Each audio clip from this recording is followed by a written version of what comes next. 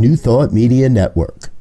We are a global broadcast network of positive music, media, and entertainment, inspiring humanity's evolution along the journey of enlightenment and creating a world of love, peace, empowerment, and prosperity for all. New Thought Media Network. Positively inspiring.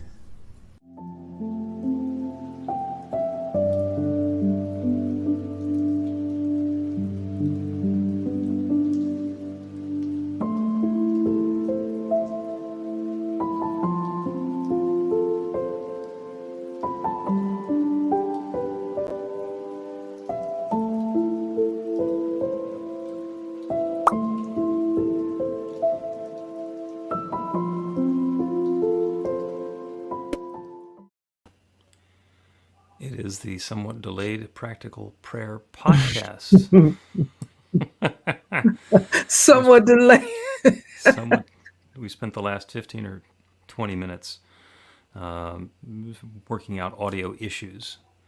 So those of you on the watching the live stream will notice that Carol does not have headphones on. So how's that? Topless. Look at the show, my spikes, right? There you go. And as a result, we have not had even a moment to talk about what we're going to talk about in the Practical Prayer podcast. So this is, we kind of describe this as being in the live studio audience as we prepare the program. This is more like being in the writer's room now as we figure out what we're going to do. So how much story do you want to tell, and how much of it do you just want to talk about what we're going to podcast about? Yeah, let's talk about what we're going to podcast about, because I get some time to read. You know, that's one thing I can do to just kind of center me and make me feel like I'm not missing the whole world thing. So, and so I was reading about the imposter syndrome and, just kind of looking through that. And the one thing that I wanted to mention is the class, one of the classes you were doing on Thursday. I had put a check in the box each one that I wanted to go to, but I've lost all track of time. So I have no idea if the one I wanted has been done. Belief systems. Okay. Is that done already? No. Okay, good. Is that this week? No, that's in December. Okay. So diving into your BS. Oh, wait, yeah. So part of what I want to talk about today, I think, will have something to do with that. Okay. And so the word would be discernment. And then I have so I would have to define what I want discerned. And then how all that might connect to the belief system. Gotcha. I'm sure it does. Now, are you one of those people who uses the term discernment because you don't want to say judgment? No. Okay. I use the word discernment to say figuring it out, trying to figure out whether it's this or this. Okay. There are some people who, when they're told they're being judgmental, or that something that's just said is judgmental, then they say, no, I'm just being discerning. And what they want to do is not change their behavior at all and just change the word. Yeah, and I think that's incorrect. I can't figure out how you get to that. No. Oh, well, there are people who are deeply mired in their own BS, but that's a whole different story. Hey, listen, I'm trying to get out. Yep. So we're going to talk about discernment, and you're going to explain it. Yes. All right. You want to just jump in and do a podcast? Yeah, let's go. Okay. And happy Halloween, by the way. Oh, yeah. Okay, that's what today is? I don't even know what today is. Today is either Happy Halloween if you enjoy trick-or-treating, or the last day of the month if you're in sales. I'm just here. Like, let there be podcast. Yeah. A practical prayer is a prayer that works. These discussions between Reverend Bill Marchiony and Carol Lawrence dive into the details of how it works and how to work it. Reverend Bill is a New Thought minister and the author of Practical Prayer for Real Results. Your new life begins with a new thought. Carol Lawrence is on a spiritual quest, finding the New Thought teaching after decades on the pulpit in 3 different traditional denominations. I've got some questions. Together, they're exploring the philosophy and activities that come together from many of the world's religions to create the practical spirituality that is New Thought.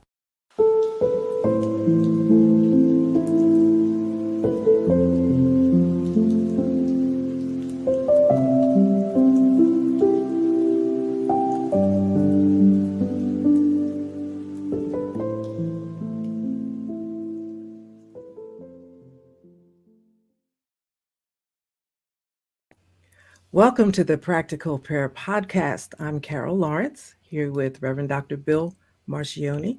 We're going to talk about some good things. Some Right. good things. And Yeah. you used the big D word, something that you teed up as that you would like to talk about. And I love talking about words and the specific meaning of words because on one end of the spectrum is semantics, where it's only words.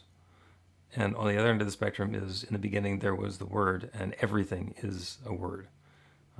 And one of my favorite talks is "Let there be whatever," because if you're not gonna say, then you better be happy with whatever it is. I got to use that one. That'll give me something to work with. Let there be whatever. Whatever. Yeah. So your word is discernment. Yes. And by discernment, I mean discerning or defining or telling the difference between A, it is this, or B, it is this. Now, let me give you an example so it will make sense. Let's say someone gives you a gift and you feel uncomfortable with the receiving of the gift. Can't figure out anything wrong with it, not illegal, none of that stuff, but you just feeling kind of, funny about it. So discernment would be trying to determine whether your anxiety that you're feeling is something in your belief system that says you don't deserve it, you shouldn't, da da da da da, and like the imposter syndrome that I was talking about, that kind of stuff. Is it that, or is it spirit? You know, that internal spiritual voice and all of that that talks to you, however it is for you, saying, "Don't touch this." How do you know the difference? How do you discern between those feelings? I'm going to suggest that it goes beyond A and B. It could be a C, D, E, and none of the above, or all of the above, or A and C. Because if the response from spirit, and it's like, this is for me or this is not for me, that's the A or B. And then inside of each of those, I mean, if this is for me, then maybe I need to get my ego out of the way because it's being resistant, or maybe I need to be more open to my good, or maybe I just get to be more joyous in life and and have fun with the things that are given to me, whatever fits under A. And if it's B, is this thing going to be harmful to me and my lifestyle? Is this going to make me beholden to the person who's giving it to me? So they're giving it to me with strings attached. Is some story going to come back around about how I'm such a X, Y, or Z because I took it? There could be a whole bunch of reasons that we don't want to accept the gift. And so the discernment turns into awareness as soon as you get past that. I'm going to take it, I'm not going to take it, A, B answer, I think. So yeah, and as you were saying that, I was seeing a lot of those. I didn't I didn't do all the bullet points. Should have. Probably made it. But I was so in the situation or the scenario, whatever, so wondering about the belief system stuff that keeps us from accepting. Now you used ego, and I want you to explain that in a minute. And maybe what I'm talking about is ego, and I just don't know that that's the label that it is. But it's just trying to figure out, is this okay or not okay? I mean, it could be either way. I understand that, but I don't think it's always just either way. All of those sub points that you have makes a difference. Tip the scale one way or the other, Mm-hmm. right? Yeah. So, what do you do first? What would one do first to figure it out? Because you had some really good points in there.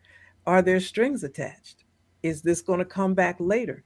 Doesn't mean that it's a bad gift, but you probably wouldn't be interested in what's happening down the road. Mm-hmm. So I guess what the trick is to definitely don't make the decision quickly. Well, you can start making the decision quickly, and there's a story that I get to tell in here. Before we were married, my wife's mother very generously got her a new car. And just here, your old car is needing too much service, so we're gonna get you a new car, and wound up with a car that was well beyond what she could afford, with the payments due, and mom was supposedly going to make the payments, but that wasn't the sort of thing that was really characteristic. So we wound up, after we were married, saddled with this car. So, was that a gift?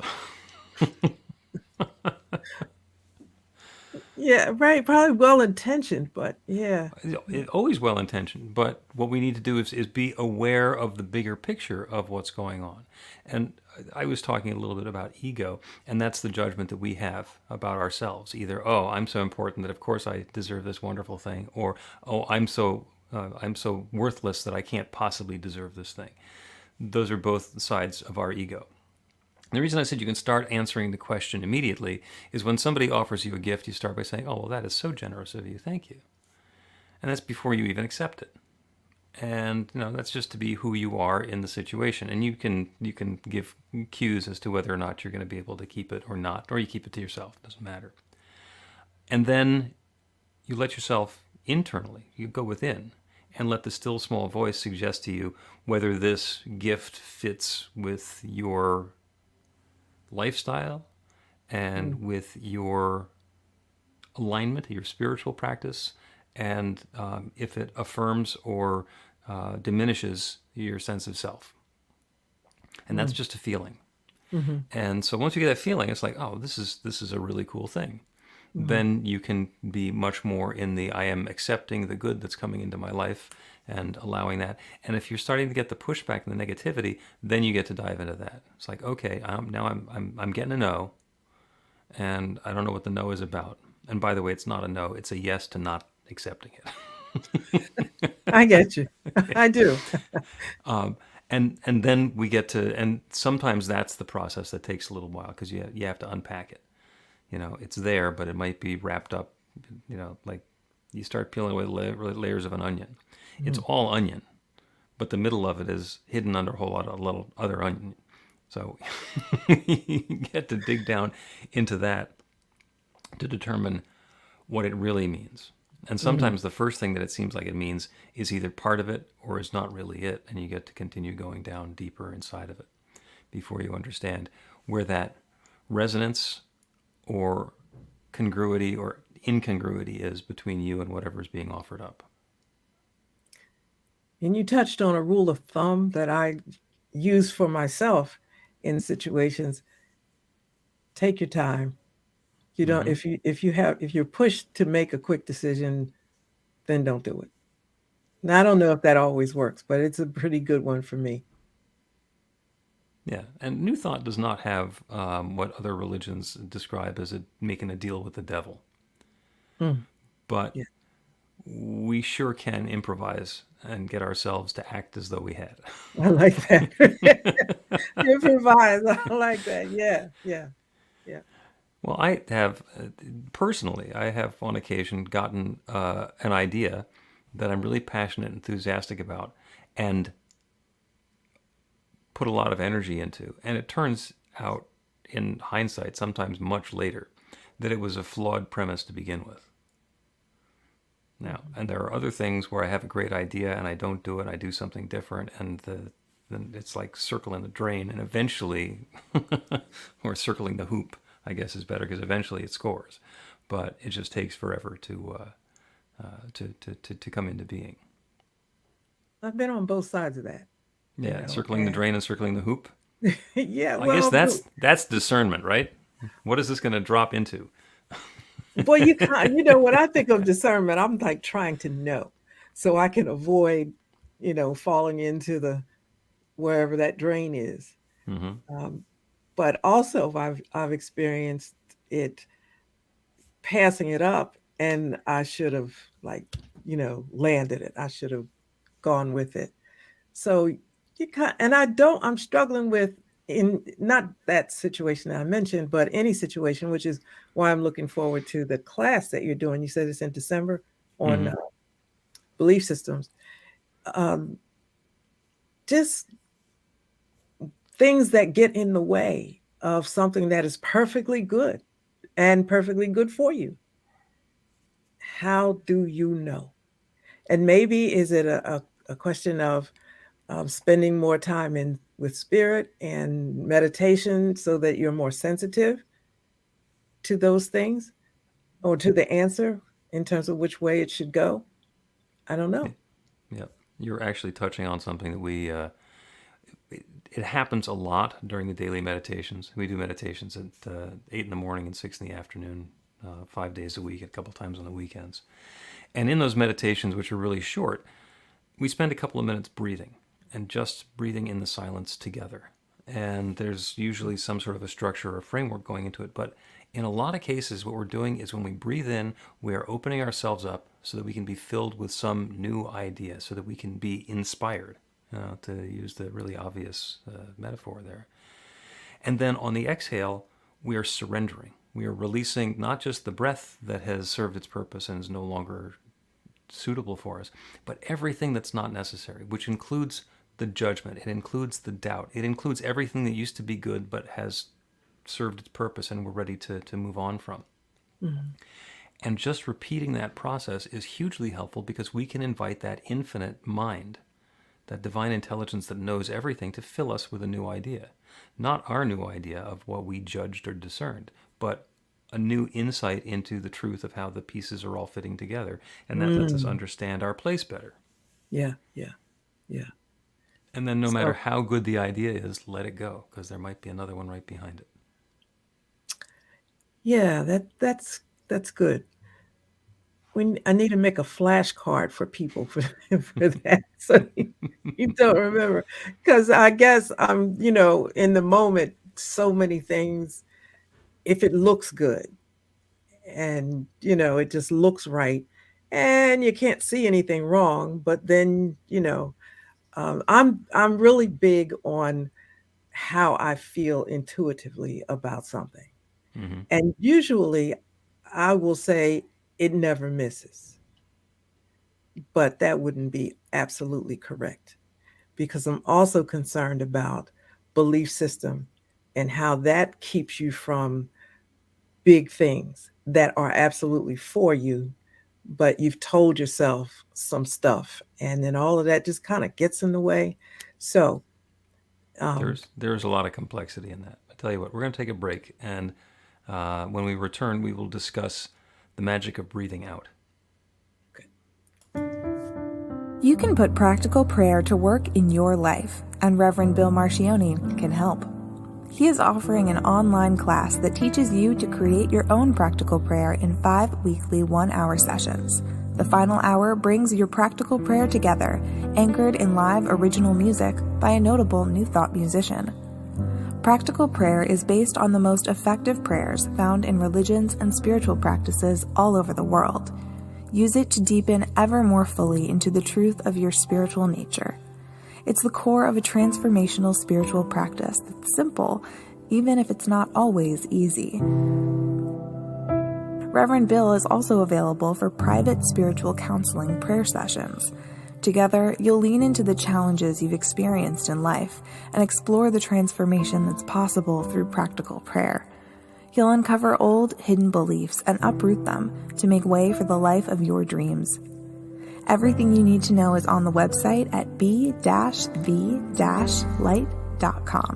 That's b-v-light.com.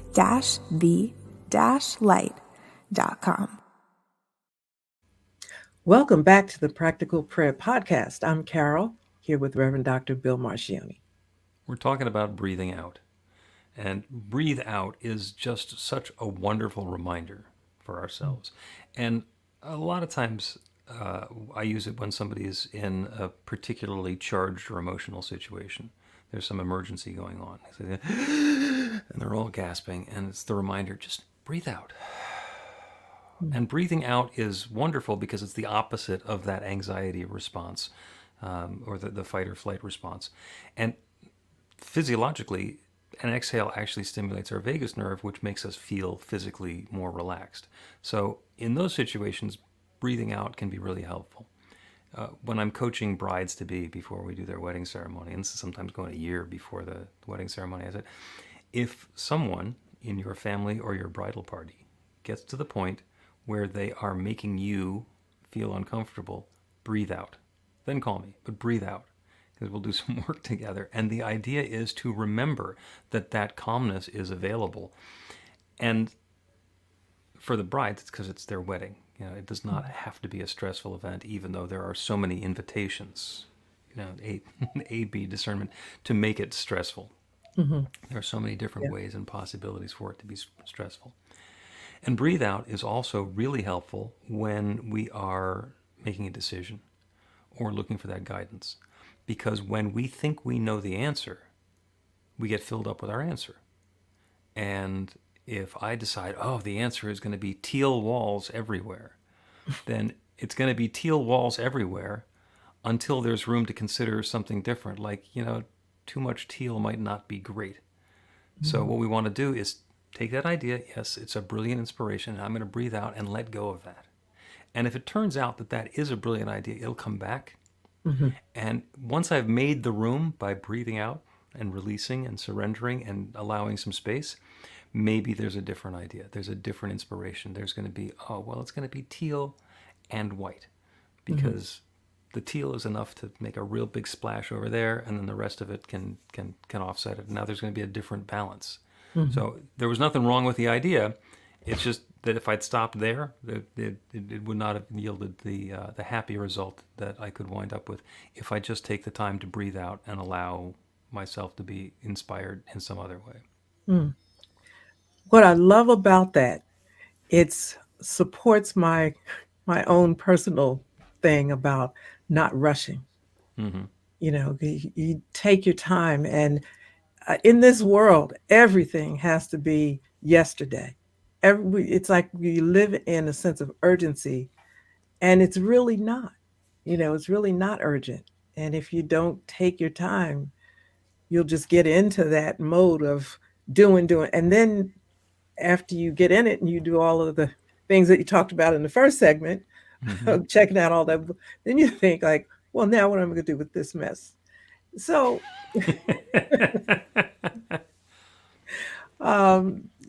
so if you take your time in the beginning, and, that spirit and all of those good points that, you teach in those classes, it works. Yeah. It works. When we think about all the stuff that we're rushing through, all things in life that we're in such a big hurry for, if you take the notion of those being things out of it, and instead were to think, I'm rushing through life, it's like, are we hurrying to get to the end? Mm-hmm. Yeah. Yeah, or do we want to take our time and enjoy the stuff that we're doing and have it be meaningful rather than just having it be fast or in large quantity? Yeah. That's happened to me. That thought has occurred to me over, I guess, in the last 6 months, things that I wanted to do right now. But then it's sort of like, if this happens, it will take you to the next level or a end that might not have you thought about all of that. Just like maybe this is getting you closer to something that you're not prepared for right now, or that you don't want to happen. So yeah, I really appreciate that. Yeah. So in discernment, it's either take your time or deal with the crap later, right? Well, yeah, and so flashing on the thought, when I was a little kid, there was a high dive at the lake where we went swimming, and I had never jumped off of it, and it seemed really appealing, but it seemed really high, and it was scary. So every once in a while, I would go up onto the diving board, and then I'd climb back down the ladder. And I didn't go. And then eventually I jumped off of that, and then eventually it got to be fun. And when I was a young adult, we went to a quarry in New Jersey with some friends, and we would jump off the side of the quarry into the water in the bottom of the old quarry. Back when they still let people do that. Now they realize it's too ridiculously dangerous to offer up insurance so that somebody would be able to do that. And as dangerous as it was, I was still doing that, and it was fun. And you see the cliff divers in Acapulco, where they're timing their cliff dive so that it's going to be while the wave is in, so it's deep enough for them to dive into. And it's one thing to think about, do I want to jump into the water? It's the other thing to think, do I know how to swim? And if I do know how to swim, what's going to happen next? Where's the current going? Where's the exit? Once I jump off of this cliff, how am I going to climb back onto solid ground out of that water? Because it looks wonderful and it's spectacular on the way down, but then being at the bottom of a 150-foot chasm, Yeah, yeah, soaking wet, yeah. suddenly it's a completely different process. So the discernment that you're talking about is really important. Not just what do I want to have happen now, but what are the downstream experiences that I would be okay inviting? Yes, yes. And the downstream experiences aren't necessarily bad, but it's making an intelligent assessment of it, the possibilities that could unfold if you do this thing. Mm-hmm. Um, I personally believe that, you can make dumb decisions and that's not the end of the world, but you may not want to have to swim so hard back upstream. Yeah. So yeah, that's Yeah, good. I like that. I like that example that you gave. and the discernment and the understanding and having the pieces fit together and inviting that intuition, standing there on the edge of the cliff ready to jump into the water, it would be possible for me to have all those flashbacks for when I was a kid. I was afraid to jump off the high dive, which was a very controlled environment and really safe, Hmm. and let the fear of reverting to that drive me to do something that in my young adulthood was a really bad idea just because I was trying to overcome something that was left over in my psychology from when I was younger. So Hmm. there can be a lot going on. There can be a lot going on with our ego saying you have to jump because of what happened when you were 8, and you shouldn't jump because of what could happen when you're 23, and. Yeah. All of that over one little something. Mm-hmm. But then again, it's always one little something, one after another.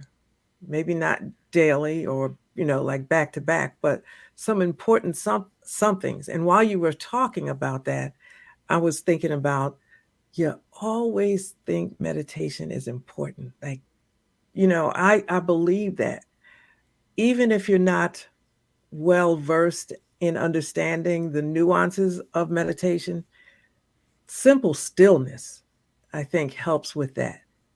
Oh, yeah. Um, when in the morning meditation, which I hope to get back to soon, it wasn't always I wasn't coming for something. Mm-hmm. It was just being there. And I was often surprised in the beginning, not anymore, but I was often surprised at how what I needed came through. Oh, well, that's the magic of New Thought. It is But possible because it's possible that the first time somebody shows up at a New Thought community, they're like completely bewildered by how was it that the minister was talking about exactly what I needed them to talk about today. Mhm, Um, mhm. that's the same thing with the God calls. When somebody listens to God calls, if they listen to it live or it goes through to voicemail, whenever they listen to it, that's exactly what they needed to hear. And the number of stories I get from people about how uncanny that was. Oh my God, how did you know? So I don't know. And I record them like I record them all this whole week's worth at once, and then they get distributed around along the week by somebody else. I don't even know when they're coming. They're a surprise to me too. Yeah, But yeah. that's how spirit works. When the message, when we're ripe for the message shows up. And Absolutely. and to get back to meditation, prayer is when we talk to the divine. We're connecting with that infinite creative power and inviting it to create something for us. We're talking to God. Meditation is when we're listening to God. And if we're not willing to shut up our own mental chatter and our own activity and our own busyness for 5 minutes or 2 minutes or 15 minutes every once in a while, then the best idea in the world is going to get drowned out by the laundry list. Absolutely.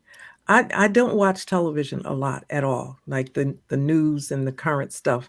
I'll tune in maybe once a week or something just to so that I'm a good enough citizen of the United States to know what's going on. But I don't need, a blow by blow.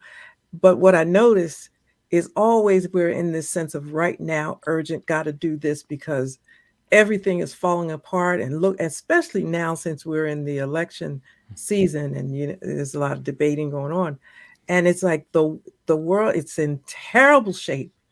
And if you don't do this right now, and one time I felt it like just for a second. And I thought, wait a minute, you don't ever feel this way. You don't ever feel this way. So why are you listening to somebody telling you this is how you ought to feel? So it wasn't my TV show. It wasn't my television. It was on and I was in the area. I had to listen. But it was important to hold on to who I was. But meditation helps that, just being able to, and I don't want to use the word control, but you know what I mean. Control yourself, get a grip on yourself. This is not real. The world is not falling apart. And, a little bit of crime over here, not to diminish it, but it doesn't mean that the whole world is coming to an end. True. Just And chill. 2 points that you made me think of there. One is when I read some of the New Thought books that were written years or decades ago.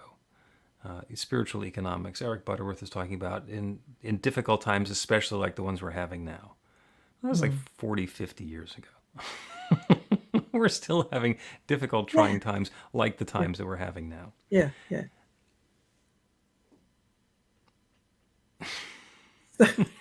And the other one is Ralph Waldo Emerson, who said in one of his essays that we should get our bloated nothingness out of the way of the divine circuits.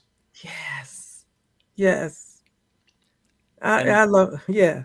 And that's it. Let's get our bloated nothingness out of the way of the divine circuits and let the infinite do what it does, create something new and captivating and wonderful without our bloated nothingness gumming up the works. Exactly. And I was having a similar conversation recently, and I used the word, I said, how about this? This is a word we understand, faith. And let's define the word faith as, wait a minute.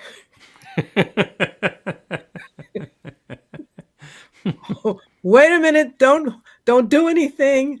Don't draw any conclusions. Just hold on, because there's God. However you call God, whatever you call it, there is God. So if you just kind of hold on, which is the faith, then whatever God it is you got gets a chance.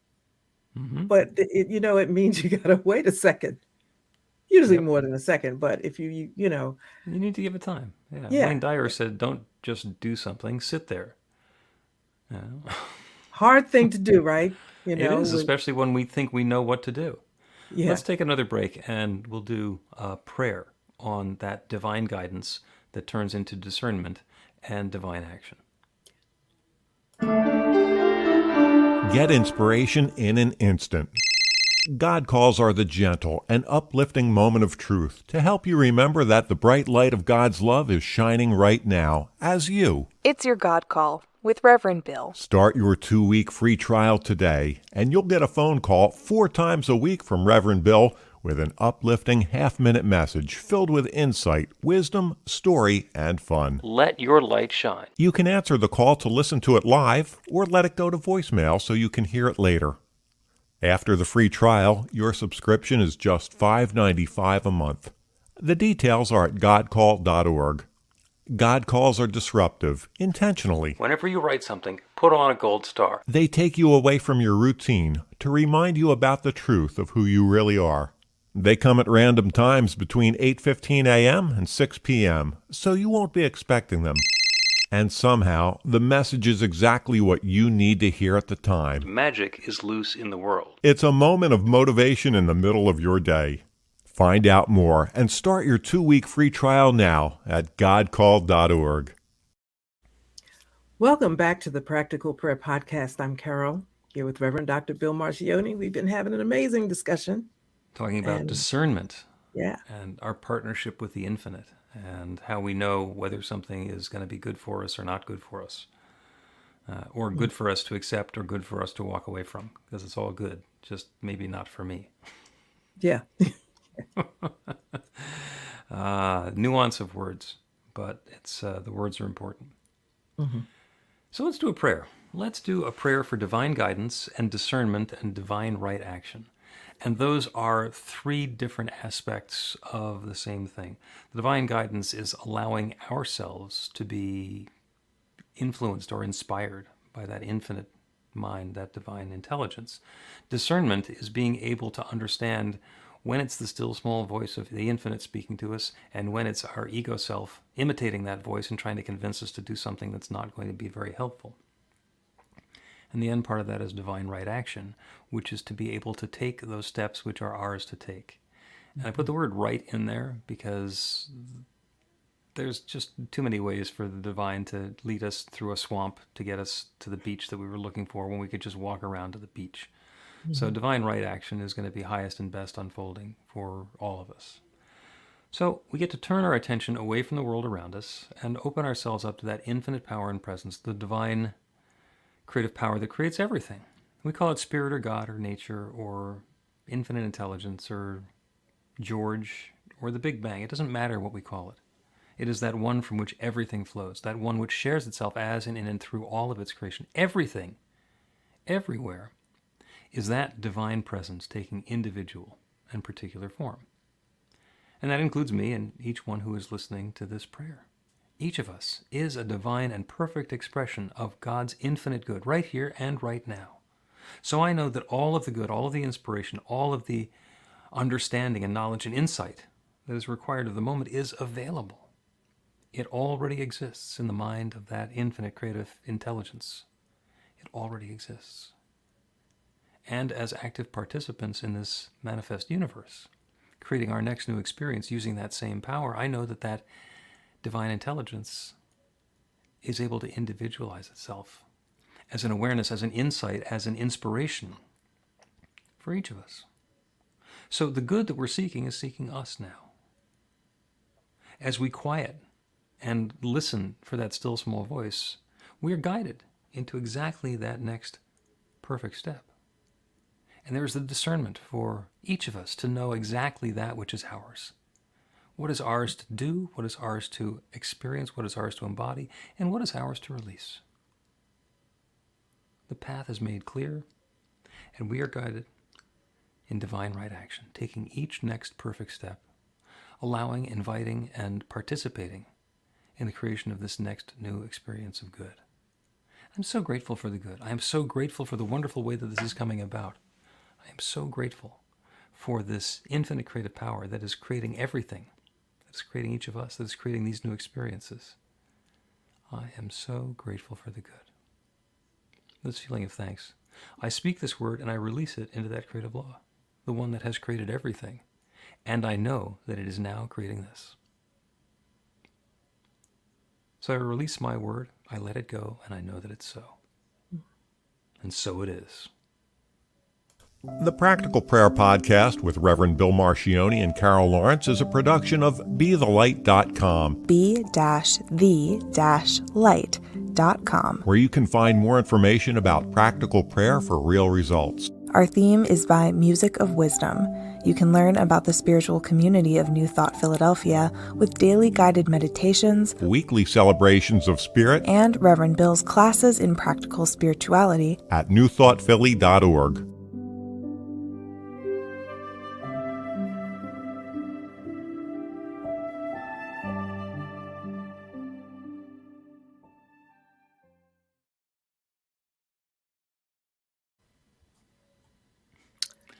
That is the Practical Prayer Podcast for Halloween.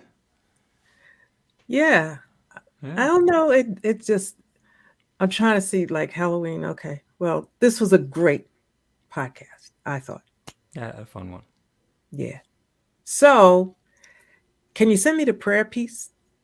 Yeah. It was reminding me of some things I need to be reminded. I need to be reminded of. I even heard some of Florence Scovel Shannon in there, some language. And when Oh, you're yeah. in a situation, and it's just stuff going on, it's just crowded. I haven't had time or taken time to think of some things I need to think of that would help. So it was all in that prayer. So yeah. All right. You will get that one, and that means that I get to post it on Insight Timer sooner than later. Great. Because the prayers from the podcast wind up on Insight Timer. And yes, you folks who are listening still on the live stream, you get that juicy tidbit. Those are the prayers that we put in on Insight Timer. And speaking about inspiration and discernment, I'm looking at the comments. And there's Fiona listening from across the big blue. Namaste. She's got a show on New Thought Media Network now. And then there's Girls 18 online. Hot girls here Diverse free. audience. It's like, that's Everybody. yeah. So some discernment, and perhaps some judgment about the level of spiritual involvement of various people who are commenting on our program. Listen, man, you never know, right? Get to let go of it. Yeah. Get to let go of it. It's not for me. When I saw that, I thought, well, this is good. Okay.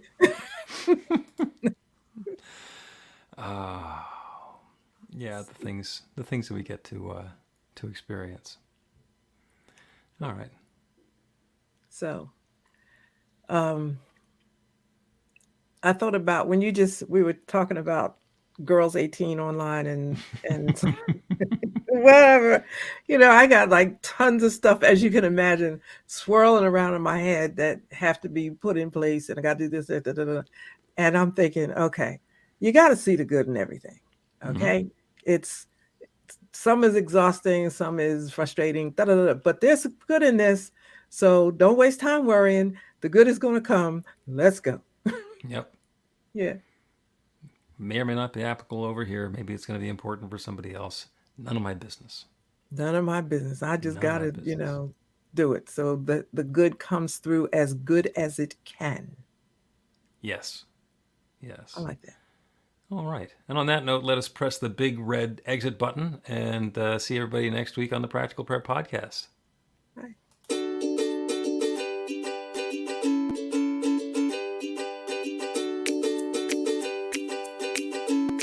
Thank you, Center for Spiritual Living Denver, for your continued support. Thank you, Center for Spiritual Living Midtown Atlanta, for your monthly contribution. Thank you, Center for Spiritual Living North Jersey, for your monthly contribution. And please help us welcome Om Center for Spiritual Living in La Mesa, California. Thank you for your monthly donation. Thank you, Center for Spiritual Living Seattle, for your most generous donation. And a special thanks to Hefferlin Foundation for your generous technology grant.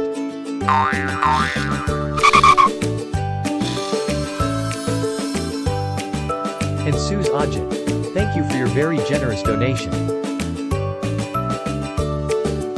And a super special thank you to Dr. Tracy Brown, RSCP. Thanks for being a super donor. And a big shout out to all our committed donors.